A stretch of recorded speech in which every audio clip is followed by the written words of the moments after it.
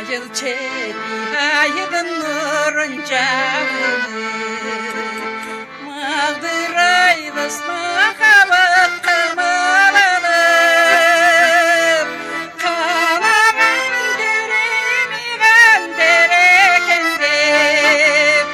Kaldım sana kara güç kötarınıp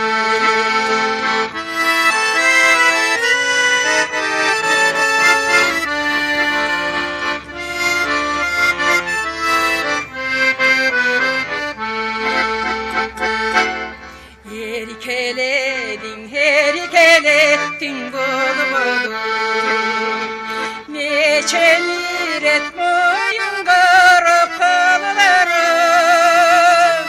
Hayçı canım hayçın emine buldu deyip Halıdan elini cazdımdı de boyuludu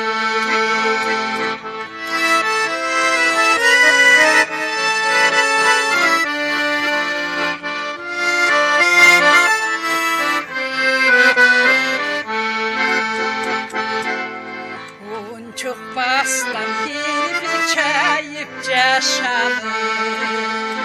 Ulutunup beni kıray başladı Dalaşamda beni kaptırıcı versem Hessinde bir balık kaçalım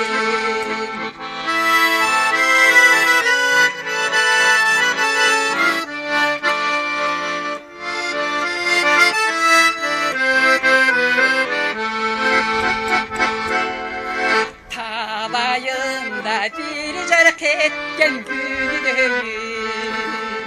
Tağdırında bir cürt etken gülüm Kaçan bazıdayım sensin oyunda Kanda yılda kıysıl ceride cübeyim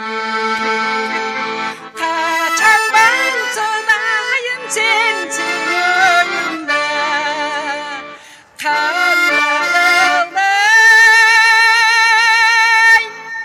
Kaysını ceride